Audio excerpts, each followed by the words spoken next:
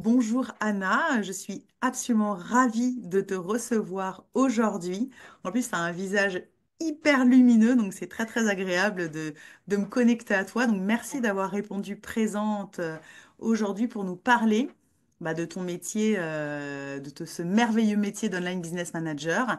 Et avant qu'on en parle, j'aimerais que tu te présentes, si tu es d'accord, et que tu nous expliques qui tu es et qu'est-ce qui t'a amené justement à ce métier d'OBM.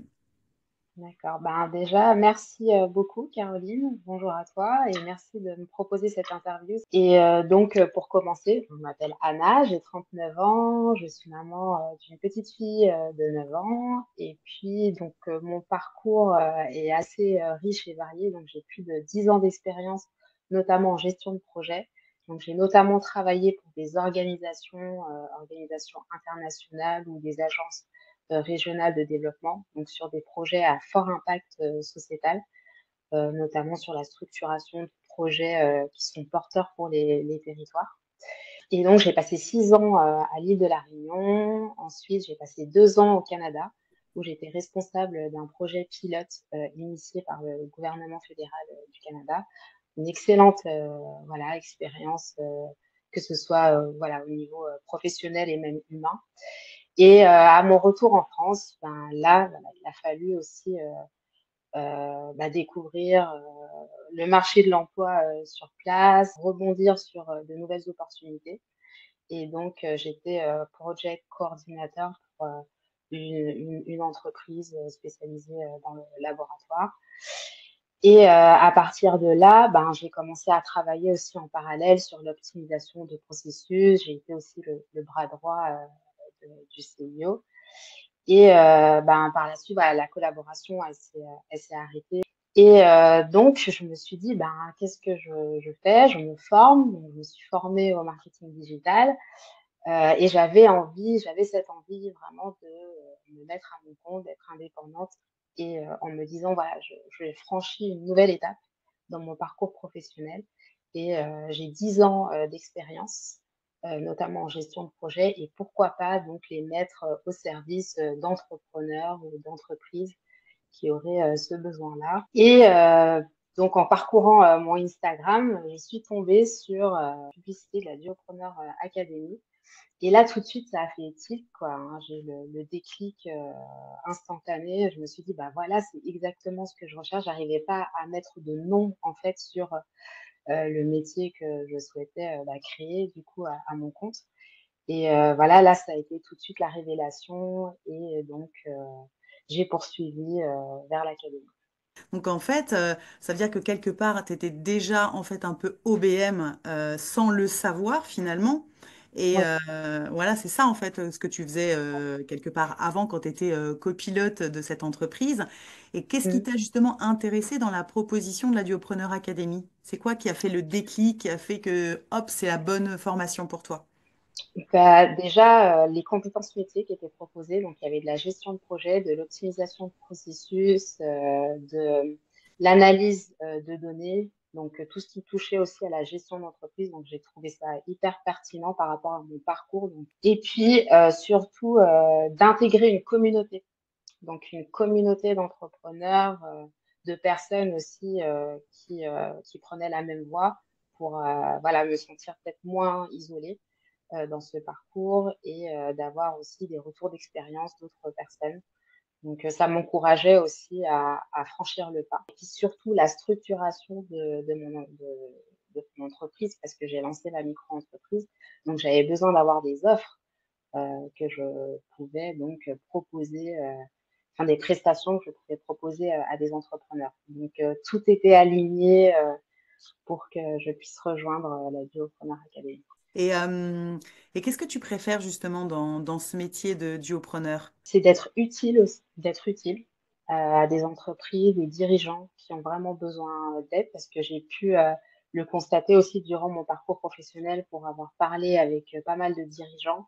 C'est vraiment un besoin qu'ils ont d'avoir un support, quelqu'un qui puisse être là pour les accompagner, les aider à sortir justement de leurs problématiques au quotidien et pour qu'ils puissent se concentrer, eux, sur leur stratégie ou leur développement. Voilà, qui me plaît le plus, c'est d'être utile, de proposer des solutions, d'avoir un regard aussi assez global, holistique sur l'ensemble de l'entreprise. C'est très enrichissant.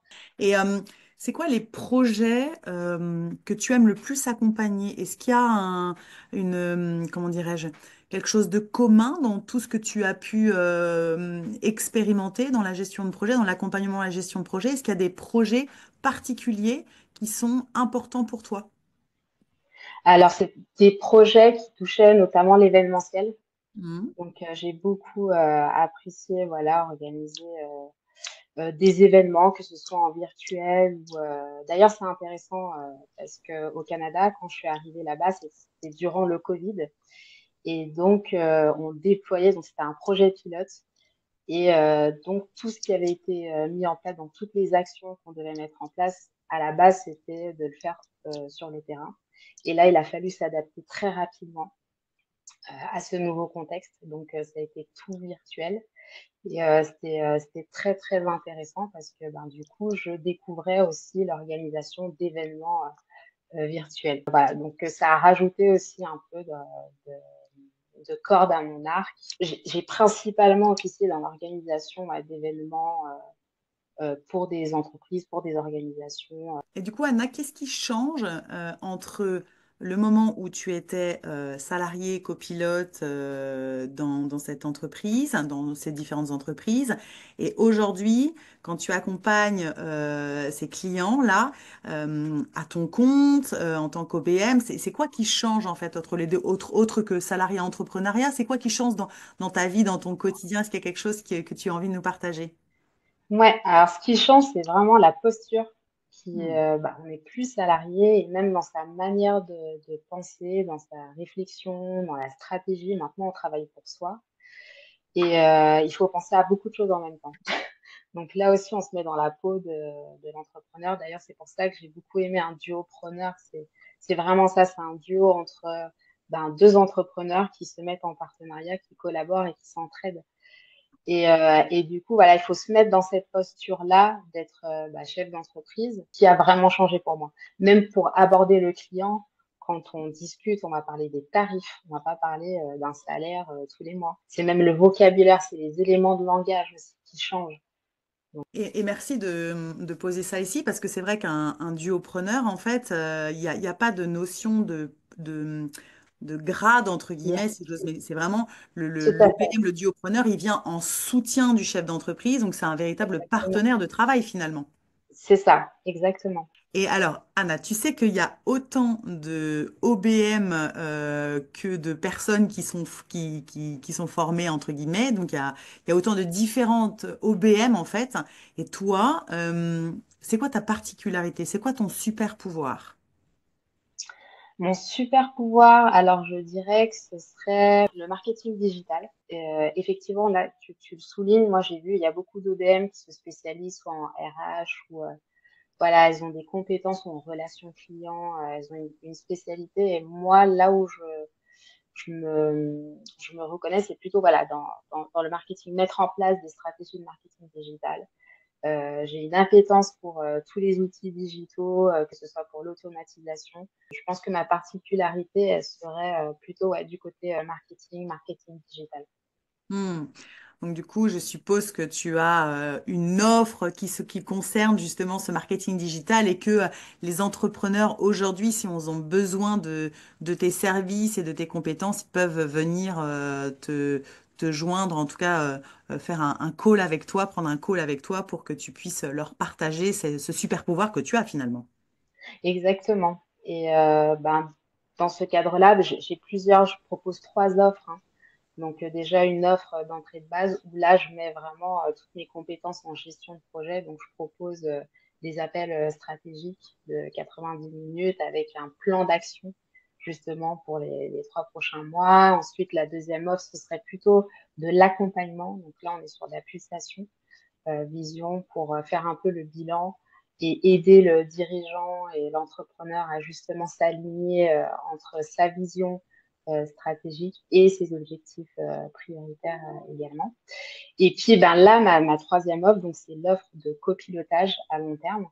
Hmm. Et dans cette offre, justement, je propose plusieurs prestations. Et donc, dans le détail, quand je parle de gestion de projet, là, bah, je détaille vraiment voilà, mes missions. Donc, ça va être l'organisation d'événements, le marketing, la mise en place d'une stratégie de marketing digital, par exemple, la gestion des équipes, l'optimisation des process. Donc là, c'est vraiment un accompagnement intégral et continu. Et Exactement. Anna, selon toi, quel était le plus grand obstacle à franchir justement pour te positionner en tant qu'OBM? On a parlé tout à l'heure de la posture, qui était vraiment quelque chose qui était différent entre salariat et entrepreneuriat. Mais est-ce que ça a été ça une difficulté pour toi ou est-ce qu'il y a une autre difficulté, un autre obstacle que tu as dû franchir justement pour te positionner? Ben, c'est lié en fait. 10 ans salarié, il y a des blocages pour passer, même si ben, j'avais la volonté hein, de me mettre à mon compte, mais il y a toujours voilà le syndrome de l'imposture qui plane. Hein. C'est le manque de confiance aussi voilà de franchir ce pas. Et ça a été ça le blocage, mais grâce à l'accompagnement de la Duopreneur Academy, j'ai su dépasser ça. Donc, grâce au coaching de Laurence notamment, nos discussions avec Amélie, parce qu'on a eu des visios entre elle et moi, et on a beaucoup discuté, et puis participé aussi au masterclass, où ça redonne confiance, et on se rend compte qu'on ben, on n'est pas seul en fait dans ce cas-là. Voilà, j'ai réussi à dépasser ce blocage. Je suis en pleine confiance aujourd'hui par rapport à ça. Et voilà, je suis assez fière. Hein. Bravo, Je suis bravo. online business manager à mon compte et voilà, c'est une fierté. Bah, bravo, parce que pouvoir justement passer au-dessus de ce sentiment d'illégitimité, cette Voilà. difficulté à prendre sa posture de chef d'entreprise, enfin en tout cas d'entrepreneur, et puis sauter dans le grand bain comme tu l'as fait, eh bien c'est quand même bravo, j'ai envie de le souligner. Merci. Donc oui, donc le coaching, les accompagnements d'Amélie, les masterclass, ça a été un grand soutien pour toi. Est-ce que tu as eu des buddies ou une puissance, enfin, Oui, ou une équipe de puissance 4, ça a été soutien aussi? ouais, ça a été un grand soutien aussi. Je voulais aussi le souligner. Et d'ailleurs, ben, j'ai eu un groupe de puissance 4 et puis ma buddy géniale. On est toujours en contact d'ailleurs. Donc ça a été un vrai appui. C'est toujours un gros appui pour la suite aussi de mon développement. Et Anna, c'est quoi la plus grosse pépite que tu emportes avec toi dans cette formation? Il y en a plusieurs. Déjà, l'accompagnement que j'ai pu recevoir, l'accès à des ressources, ça peut être des templates pour nous aider justement à démarrer ou à structurer nos offres. Ça, c'était génial. Une grosse pépite pour ma part. Et puis la communauté. La Hmm. communauté d'entrepreneurs, enfin d'OBM, c'est l'un des points les plus importants pour moi. Le Ça a été l'un des soutien, le le partage, soutien, tout le ça, c'est ça? partage. Exactement. Parce qu'on est nombreuses quand même. Enfin, nombreuses et Oui. nombreux parce qu'il y a des Et hommes. nombreux, il y a des hommes, exactement. C'est pour ça, Attention c'est maintenant. très délicat. Ouais. Et qu'est-ce que tu pourrais conseiller aux personnes, aux aspirants et aux aspirantes qui aujourd'hui hésitent à rejoindre la Duopreneur Academy? Si tu hésites, bah, moi je te conseille d'oser. Ose, investis en toi. Le métier d'OBM, c'est un métier d'avenir. Si tu aimes structurer, optimiser, euh, gérer des équipes, par exemple, et ben voilà, je te conseille vivement de sauter le pas et de pouvoir te former grâce à la Duopreneur Academy. C'est un programme bienveillant. On rencontre des tas de personnes, beaucoup de personnes avec des expériences très enrichissantes et diversifiées, différentes. On se sent moins isolé. Voilà, le mot d'ordre, c'est oser et investir en soi pour, euh, pour le meilleur. C'est du vécu, Anna, finalement, pour toi.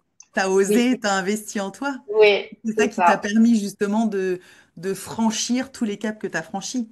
exactement. Et c'est Tout quoi à la fait. suite pour toi? Alors la suite pour moi, c'est de me concentrer sur le développement commercial de mon activité et puis espérer voilà, multiplier des collaborations, participer à des événements networking, en organiser aussi.